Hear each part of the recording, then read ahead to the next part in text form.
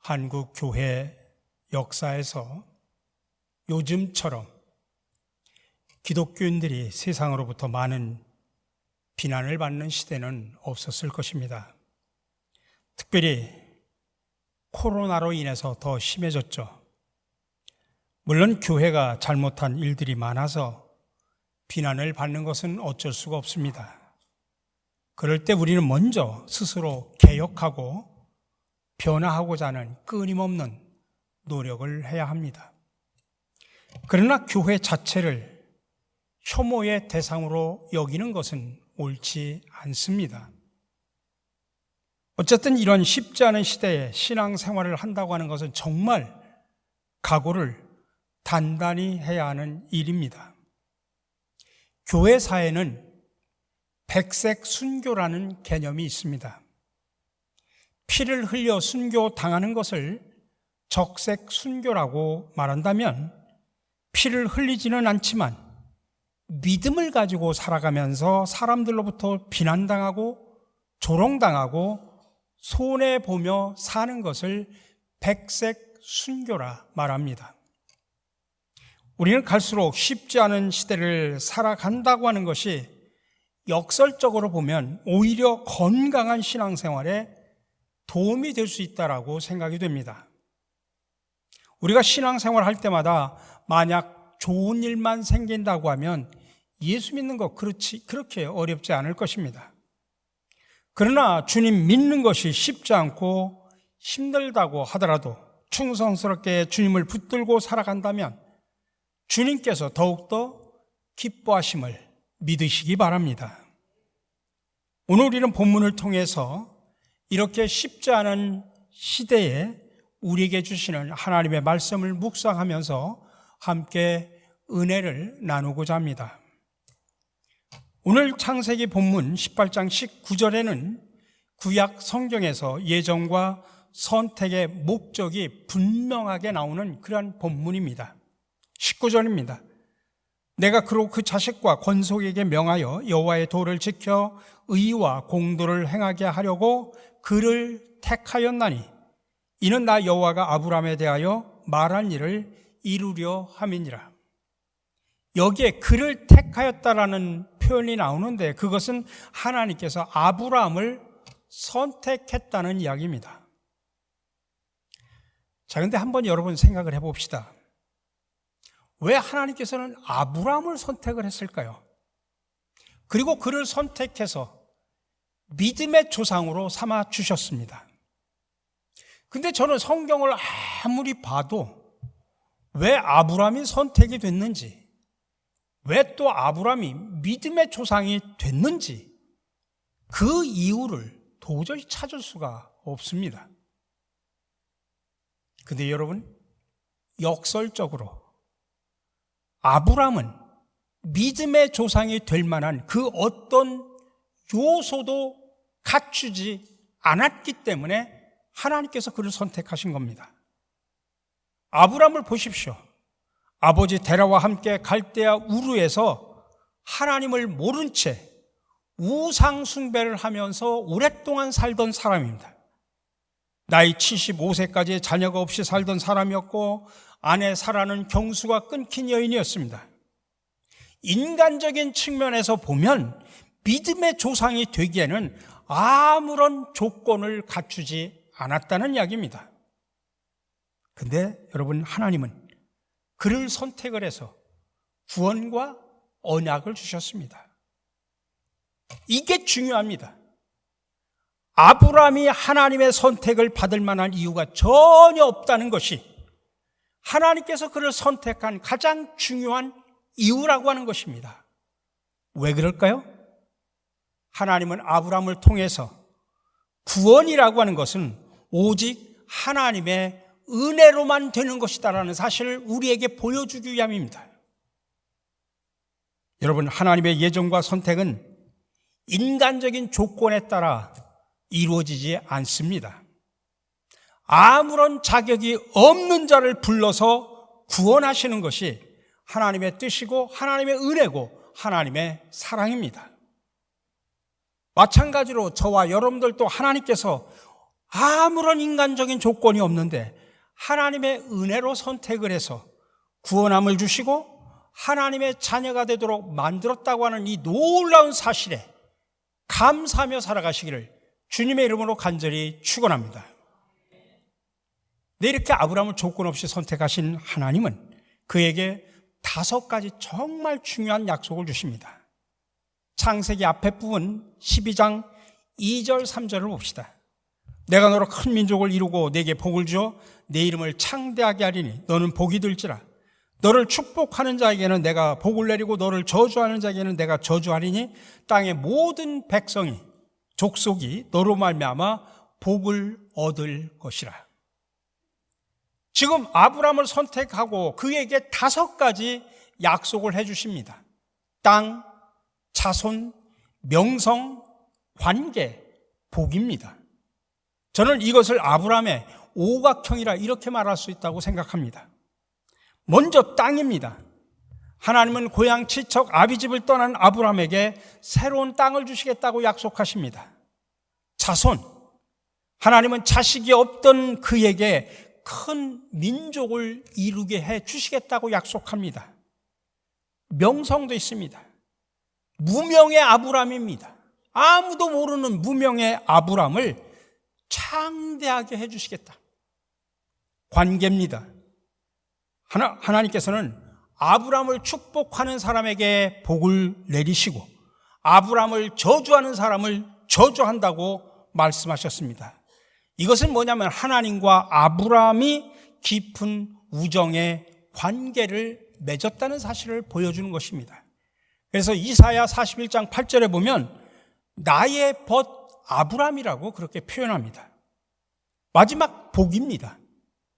열방의 복이 되게 할 것이다. 땅의 모든 족속이 너로 말미암아 복을 얻을 것이다 라고 이렇게 5가지를 약속해 주십니다. 근데 오늘 또 뒤에 12장에 대한 이야기인데 18장으로 넘어와서 오늘 본문 18절에서 아브라함은 강대한 나라가 되고 천하 만민은 그로 말미암아 복을 받게 될 것이다 라고 표현합니다. 그러니까 창세기 12장 2절 3절에서 주신 약속을 지금 다시 한번 상기시켜주는 본문입니다. 근데 여기에 5가지 창세기 12장에서 5가지 약속 중에서 땅과 자손과 명성과 관계에 대한 약속을 18장에 와서는 뭐라고 표현하냐면 그냥 뭉뚱 들어서 아브라함이 강대한 나라가 된다라고 그렇게 표현을 하고 있습니다.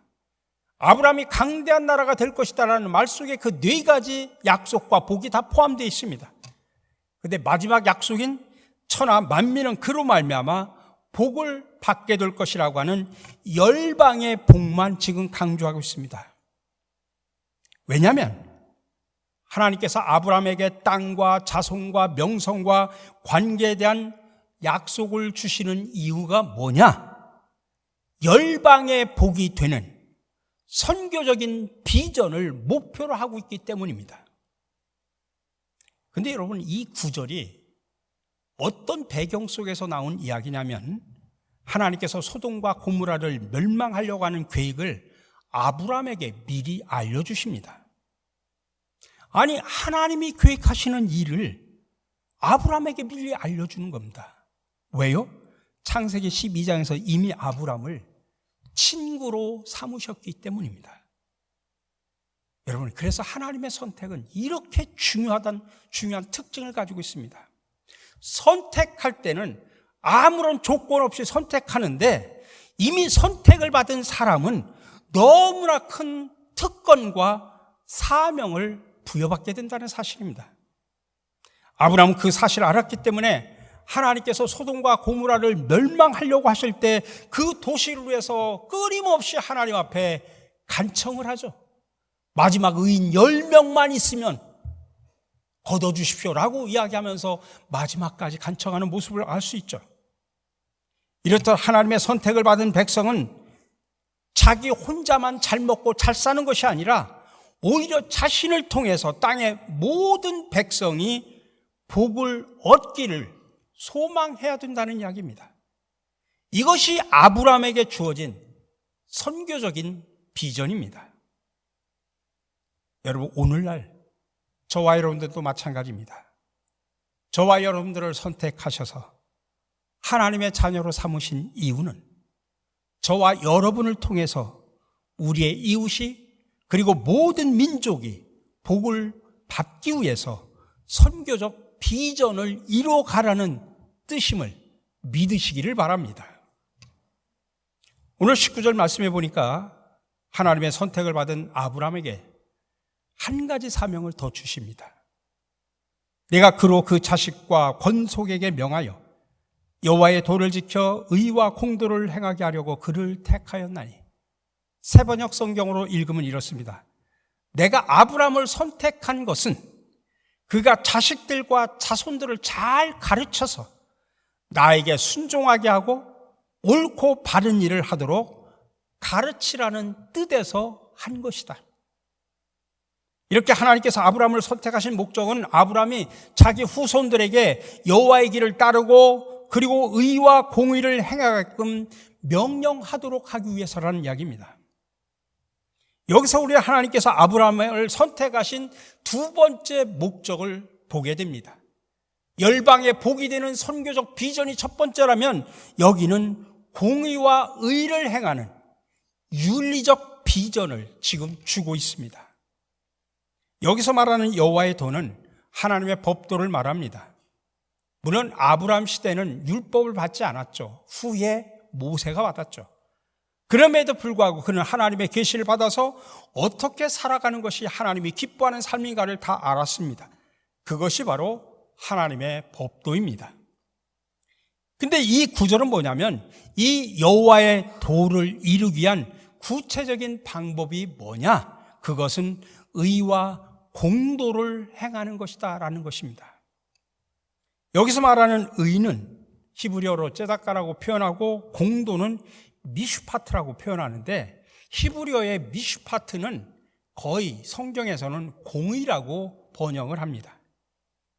거의 의나 공의는 동의어로 사용합니다. 굳이 구분을 한다고 하면 의는 하나님의 말씀이 이루어진 최종적인 상태를 말하는 것이고, 공의는 그 의가 이루어지기 위해 거쳐야 하는 과정을 의미합니다. 결국 하나님은 아브라함을 선택하시고 그에게 선교적인 비전과 윤리적인 비전 두 가지를 지금 주신 겁니다. 근데 참으로 불행하게도 우리는 이스라엘 역사 속에서 구원의 역사의 기나긴 궤적들을 통해서 결국 아브라함의 자손인 이스라엘 백성들이 이 조상 아브라함을 선택한 목적에서 벗어나 버렸다는 사실을 우리는 너무나 잘 알고 있습니다. 그들은 하나님께서 주신 열방의 복이 되는 선교적인 비전 대신에 편협한 유대 민족주의에 빠졌습니다. 그래서 열방의 복이 되어야 되는 사람들이 열방을 향해서 멸시를 합니다. 특별히 이방인들을 멸시했습니다. 또한 그들은 의와 공의를 실천해야 되는 윤리적인 비전을 줬는데 그 비전을 무시하고 오히려 종교적인 지도자들부터 시작해서 모든 지도자들이 먼저 나서서 불법을 자행해버렸습니다. 여러분, 이 시간 우리의 모습도 한번 이 말씀의 거울 앞에 성찰을 해보시기 바랍니다. 우리도 열방을 향한 선교적 비전 대신에 자기 만족과 교회 이기주의에 빠져 있지는 않았는지, 또 그리스도인으로 세상에서 의와 공의를 실천하여 세상의 빛이 되어야 하는 윤리적인 비전을 망각한 채 세상 사람과 똑같은 생각과 행동을 하면서 살아오지는 않았는지. 오늘 이스라엘 백성들이 이렇게 실패했을 때에도 하나님은 아브라함에게 주신 약속을 포기하지 않으셨습니다. 아니, 오히려 그 약속이 아브라함의 자손으로 오신 예수 그리스도를 통해 이루어지게 하셨습니다. 오늘 두 번째 읽은 갈라디아서 3장 본문에서 바울은 이렇게 말합니다. 이는 그리스도 예수 안에서 아브라함의 복이 이방인에게 미치게 하고 또 우리로 하여금 믿음으로 말미암아 성령의 약속을 받게 하려 함이라. 여기서 말하는 아브라함의 복이야. 아까 말씀드린 대로 하나님께서 아브라함에게 주신 이런 복이죠. 그 복을 세 가지로 제가 설명합니다. 하나는 하나님의 선택, 또 하나는 선교적인 비전, 또 하나는 윤리적인 비전이죠. 근데 바울은 그 진정한 성취가 아브라함의 후손인 이스라엘 백성들을 통해서는 실패했지만은 예수 그리스도를 통해서 완전하게 이루어졌다라고 지금 이야기를 하고 있습니다. 선택입니다. 하나님의 선택과 예정은 예수님 안에서 이루어집니다. 에베소서 1장 4절에 보니까 곧 창세 전에 그리스도 안에서 우리를 선택하사. 여러분도 얼마나 여러분들이 존귀한 존재인지 모르시죠? 여러분은 하나님께서 창세 전에 이미 그리스도 안에서 여러분들을 선택하셨다는 이야기입니다. 나를 보고 선택한 게 아니라 예수 그리스도 안에서 우리를 선택하셨다고 하는 것입니다. 두 번째는 선교적인 비전입니다. 하나님의 선교는 예수님 안에서 완성되었습니다. 그래서 예수님께서 마지막 제자들에게 분부한 명령이 뭡니까? 마태복음 28장 19절입니다. 그러므로 너희는 가서 모든 민족을 제자로 삼아. 모든 민족이, 열방이 예수님 안에서 구원의 복을 누리는 축복을 이야기하고 있는 것입니다. 마지막 윤리적 비전이 뭡니까? 그것도 예수님 안에서 성취됐는데 마태복음 5장 14절에서 산상수훈에서 예수님은 말합니다. 너희는 세상의 빛이라. 에베소서 5장 8절에서 바울은 더 구체적으로 말합니다. 너희가 전에는 어둠이더니 이제는 주 안에서 빛이라. 빛의 자녀들처럼 행하라고 이야기합니다. 그러니 그리스도 안에서 하나님의 의를 얻은 저와 여러분들이 이제는 그리스도와 연합하여 그 의를 세상 가운데 드러내며 살 수 있게 된 것입니다. 이처럼 지금으로부터 오래전에 아브라함에게 주신 그 약속은 이제 그리스도를 믿는 우리 그리스도인들에게 성취가 됩니다. 사도 바울은 갈라디아에서 이렇게 말합니다. 3장 7절에서 그런즉 믿음으로 말미암은 자들은 아브라함의 자손인 줄 알지어다. 세번역에서는 이렇게 표현합니다. 그러므로 믿음에서 난 사람들이야말로 아브라함의 자손임을 여러분은 아십시오. 아브라함의 후손, 아브라함의 자손을 혈통적으로 보면 유대 사람들입니다. 이스라엘 백성들입니다. 근데 바울은 그게 아니다. 믿음으로 낳고 예수 그리스도 안에서 믿음으로 난 사람들이 진정한 아브라함의 후손이다라는 이야기입니다. 저와 여러분들 유대 사람 아니지 않습니까? 우리가 이스라엘 백성의 후손입니까? 아니죠. 근데도 우리는 당당하게 아브라함의 자손이다, 아브라함의 후손이라고 말하는 이유가 뭐냐면 혈통이 아니라 예수 그리스도 안에서 그렇게 되었다는 이야기입니다. 만일 하나님에게 주신 약속이 이렇게 그리스도 안에서 성취되었다고 하면 자, 이제부터 우리는 어떻게 살아야 될까요? 아브라함의 후손처럼. 지금 이스라엘 백성들은 실패했는데 우리도 또 그렇게 실패를 해야 됩니까? 안 그렇습니다. 그러면 안 되죠. 그래서 한마디로 말하면 우리는 그리스도 안에서 그리스도 중심으로 우리는 살아야 합니다. 저는 서두에 말씀드렸습니다. 오늘날 교회가 사회로부터 우리 스스로의 잘못으로 인해서 지탄의 대상이 되기도 하고 때로는 부당하게 욕을 듣고 비난을 듣기도 한다는 말씀을 드렸습니다. 스스로의 잘못 때문에 받는 지탄은 그렇다 치고 부당하게 욕을 먹으면 정말 너무나 억울하고 기분 나쁘고 속이 상합니다. 하지만 오늘 말씀은 하나님께서 저와 여러분들을 선택하신 목적이 이 세상 사람들을 더 섬기고 그들을 하나님께로 이끌라고 하는 분부임을 기억하셔야 됩니다. 그렇기 때문에 우리는 이런 때일수록 더욱더 낮아지는 자세로 이 세상 사람들을 섬기고 더 열심히 전도하고 선교해야 합니다. 그것은 우리 때문에 하는 일이 아닙니다. 바로 예수 그리스도 때문에 하는 일입니다. 아브라함의 약속은 예수님 안에서 성취가 되었습니다.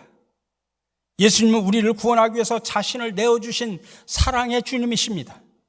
예수님은 자신을 내어주시면서 하나님 나라 복음 전도에 힘쓰신 분입니다. 예수님은 십자가에 죽으시고 부활하심으로 하나님의 의와 공의를 이루셨습니다. 그렇게 해서 아브라함이 선택하신 하나님의 비전을 이루신 분이십니다. 바로 그것이 예수님의 뜻이고 예수님의 사역이라고 한다면 저와 여러분들은 우리의 생각을 다 내려놓고 오직 주님만을 위해서 우리가 살아야 되지 않습니까? 하나님의 약속이 예수 안에서만 이루어진다고 한다면 우리는 내 생각을 더 내려놓고 오직 예수님만 생각해야 되는 것 아닙니까? 만일 우리가 스스로의 힘으로 선택의 목적인 선교적인 비전과 윤리적인 비전을 이루고자 한다고 하면 여러분, 우리는 실패할 수밖에 없습니다. 그래서 오늘 갈라디아서 본문에서 말하기를 예수님은 우리가 실패하지 않도록 그 일을 잘 감당할 수 있도록 보혜사 성령님을 보내주신다라고 이야기하고 있는 것입니다.